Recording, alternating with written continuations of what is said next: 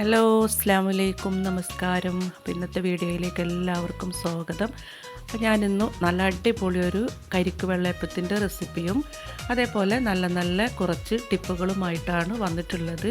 ഈ മഴക്കാലമൊക്കെ ആകുമ്പോൾ നമുക്ക് കുറേ പറമ്പിലൊക്കെ എലിയും പെരിച്ചാഴിയും അതേപോലെ പാമ്പൊക്കെ ഉള്ള ഒരു ബുദ്ധിമുട്ടുണ്ട്. അപ്പോൾ അതിനൊക്കെ ഉള്ളൊരു സൊല്യൂഷനായിട്ടാണ് വന്നിട്ടുള്ളത്. പിന്നെ നമ്മൾ അരിയൊക്കെ മേടിച്ച് വെക്കുമ്പോൾ എപ്പോഴും ഇതേപോലെ ചെള്ളും അതേപോലെ തന്നെ പ്രാണികളൊക്കെ നിറയാറുണ്ട്. അപ്പോൾ ആ ഒരു പ്രോബ്ലം ഒഴിവാക്കാനായിട്ടാണ് ഈ ഒരു ടിപ്പ് പറയുന്നത്. അപ്പോൾ ഞാൻ ആ ഒരു പ്രാണിയൊക്കെ കളഞ്ഞിട്ട് ഇതേപോലെ നല്ല വൃത്തിയാക്കി എടുത്തിട്ടുണ്ട്. അപ്പോൾ അത് നിങ്ങളുമായിട്ട് ഷെയർ ചെയ്യാണ്. അപ്പോൾ നമ്മൾക്കിതിന് വേണ്ടത് കുറച്ച് ഗ്രാമ്പും ഒരു വെളുത്തുള്ളിയാണ്. അപ്പോൾ ഈ ഒരു വെളുത്തുള്ളിയിലേക്ക് നമ്മളുടെ ഈ ഒരു ഗ്രാമ്പ് നന്നായിട്ട് കുത്തി വെച്ച് കൊടുക്കുക. അതിന് ശേഷം നമ്മൾ ഇത് അരിയിലിട്ട് മുറ്റത്തോ അല്ലെങ്കിൽ വേറെ ഏതെങ്കിലും ഒരു ഭാഗത്ത് കൊണ്ടുവച്ച് കഴിഞ്ഞാൽ ആ പ്രാണികളൊക്കെ പറന്ന് പോയിക്കോളും. അപ്പോൾ അകത്ത് വെച്ച് കഴിഞ്ഞാൽ അത് അകത്തേക്ക് തന്നെ എടുക്കും. അപ്പോൾ പുറത്ത് വെച്ചിട്ട് കളയാം. അതേപോലെ മഴക്കാലത്തൊക്കെ നമ്മൾ സോപ്പും പൊടിയൊക്കെ മേടിച്ച് വെക്കുമ്പോൾ കട്ട പിടിക്കാറുണ്ട്. അപ്പോൾ നമ്മളത് അങ്ങനെ ഇട്ട് കൊടുക്കുമ്പോൾ തുണിയിൽ വാഷിംഗ് മെഷീനിലൊക്കെ ഇട്ട് കൊടുക്കുമ്പോൾ തുണിയിലൊക്കെ ഇങ്ങനെ പറ്റി പിടിച്ചിട്ട് ശരിക്കും പോവാതൊക്കെ ഇരിക്കുന്നൊരു പ്രോബ്ലം ഉണ്ട്. അപ്പോൾ അതിനുള്ളൊരു സൊല്യൂഷനാണ് ഇതേപോലെ ഒരു കോട്ടൺ തുണി എടുക്കുക. അതിലേക്ക് നമ്മൾക്ക് ആവശ്യത്തിനുള്ള സോപ്പും പൊടി ഇട്ട് കൊടുക്കുക. അതിനുശേഷം നമ്മളതൊരു കിഴി പോലെ നന്നായിട്ട് കെട്ടി കൊടുക്കണം. അല്ലെങ്കിൽ വീണ്ടും അത് അഴിഞ്ഞു പോകാനുള്ള സാധ്യത ഉണ്ട്. നന്നായിട്ട് കെട്ടിക്കൊടുത്തതിന് ശേഷം നമ്മൾ കഴുകാനിടുന്ന തുണിയുടെ മുകളിലായിട്ട് ഇതിട്ട് കൊടുക്കുകയാണെങ്കിൽ നമ്മൾ തുണി കഴുകുമ്പോൾ ഒരു തരി പോലും അതിലേക്ക് സോപ്പും പൊടി പറ്റിപ്പിടിക്കാതെ നല്ല നീറ്റായിട്ടും ക്ലീനായിട്ടും നമുക്ക് എടുക്കാൻ പറ്റും.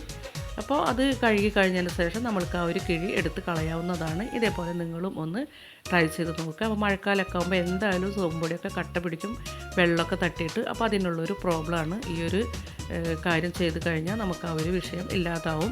തുണിയൊക്കെ നല്ല ക്ലീനായിട്ട് തന്നെ നമുക്ക് കിട്ടും. അതേപോലെ ഇത് ഗ്യാസുകാരൻ കാണിച്ചു തന്നൊരു ട്രിക്കാണ്. ഇതിൻ്റെ വാഷർ ഇടുന്നൊരു ട്രിക്കാണ്. ഇതേപോലെ നിങ്ങൾ വാഷറൊക്കെ പോയി കഴിഞ്ഞാൽ ഇതേപോലെ ഒന്ന് ഇട്ട് നോക്കുക. പെട്ടെന്ന് തന്നെ നമുക്ക് ഇടാൻ പറ്റും. അപ്പോൾ അത് നിങ്ങളുമായിട്ട് ഷെയർ ചെയ്യുന്നതാണ്.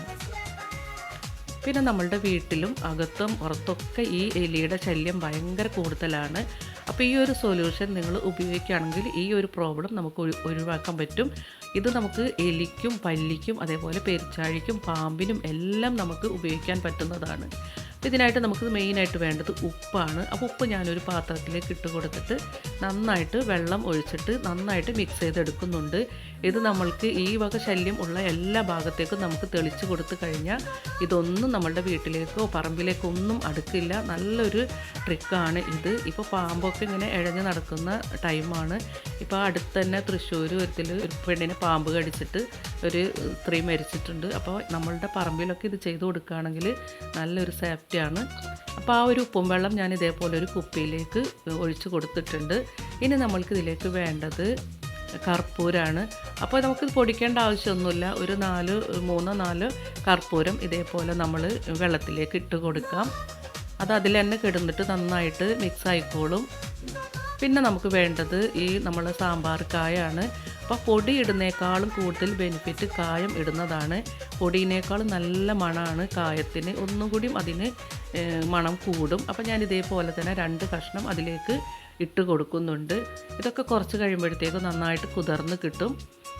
ഇനി നമുക്കിത് നന്നായിട്ടൊന്ന് മിക്സ് ചെയ്തെടുക്കണം. അത് ഒരു 10-15 മിനിറ്റ് ഇരുന്നാൽ തന്നെ അത് നന്നായിട്ട് അതിൽ മിക്സ് ആയിക്കോളും. പിന്നെ നമുക്കതിലേക്ക് വെളുത്തുള്ളി ഒന്ന് ചതച്ച് അതൊന്ന് പിഴിഞ്ഞ് വെള്ളം ഒഴിച്ച് കൊടുക്കണം. അതിന് വേണ്ടിയിട്ട് ഞാൻ ഒരു വെളുത്തുള്ളി അങ്ങനെ എടുത്തിട്ട് നന്നായിട്ടൊന്ന് ചതക്കി എടുക്കുന്നുണ്ട്. ഇനി അത് നമുക്ക് ഒരു പാത്രത്തിലേക്കിട്ട് വെള്ളം എടുത്തിട്ട് നന്നായിട്ട് അതൊന്ന് പിഴിഞ്ഞ് അതിലേക്ക് ഒഴിച്ച് കൊടുക്കണം.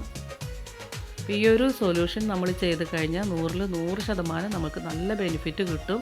പെരിച്ചാഴി കുഴിക്കുന്നതും അതേപോലെ തന്നെ കൃഷിയിടങ്ങളിലൊക്കെ നമുക്കിത് ഒഴിച്ച് കൊടുക്കാം. ഇതിൻ്റെ വെള്ളത്തിൻ്റെ ആ ഒരു മണം കിട്ടിയാൽ തന്നെ ഇവരൊക്കെ ചത്തു വീഴുന്നവരുണ്ട്, ചത്തു വീഴും.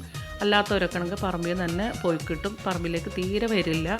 അതേപോലെ ഇത് കൊതുകിനും നല്ലൊരു സൊല്യൂഷനാണ്.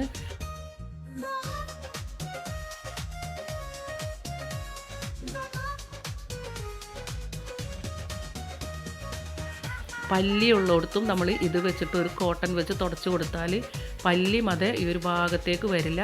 ഇനി നമ്മൾക്ക് ഇതിലേക്ക് മെയിനായിട്ട് കൂട്ടേണ്ടത് കുറച്ച് ഡെറ്റോളാണ്. ഈ ഒരു ഡെറ്റോൾ കൂടെ ഇതിലേക്ക് ഒഴിച്ച് കൊടുത്താൽ നമ്മളുടെ ഈ ഒരു സൊല്യൂഷൻ റെഡിയായി. അപ്പോൾ ഇത് നന്നായിട്ട് മിക്സ് ചെയ്തതിന് ശേഷം നമുക്ക് എവിടെയൊക്കെയാണ് ഈ പ്രോബ്ലം ഉള്ളത് അവിടെയൊക്കെ നമുക്ക് ഒഴിച്ച് കൊടുക്കാം.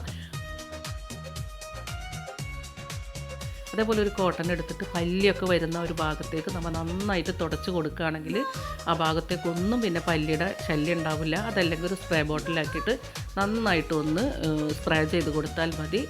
അതേപോലെ എലി ഒക്കെ തുറക്കുന്ന ഭാഗത്തേക്കൊക്കെ ഇതേപോലെ ഒഴിച്ച് കൊടുക്കുക. അപ്പോൾ ഈ ഭാഗത്തൊക്കെ ഭയങ്കരമായിട്ട് ഇത് കുഴിച്ചിട്ടുണ്ടായിരുന്നു, മഴ പെയ്തപ്പോൾ അതൊക്കെ ഇങ്ങനെ തൂർന്നു പോയതാണ്.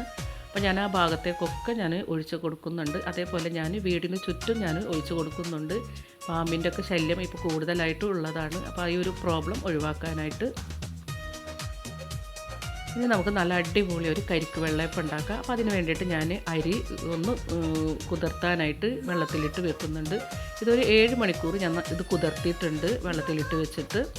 നന്നായിട്ട് ഇത് കുതിർന്ന് വരണം.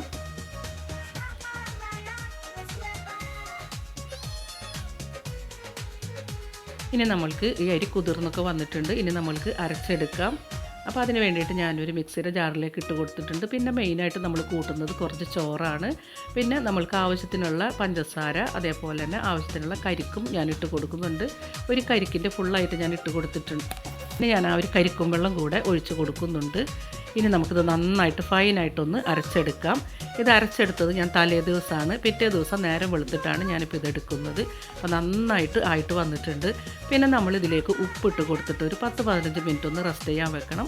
അതിനുശേഷം നമ്മൾക്ക് വെള്ളയപ്പം ഉണ്ടാക്കിയെടുക്കാം. നല്ല അടിപൊളി അരികൊക്കെ മൊരിഞ്ഞ നല്ല വെള്ളയപ്പം നമ്മൾ ഉണ്ടാക്കിയെടുത്തിട്ടുണ്ട്.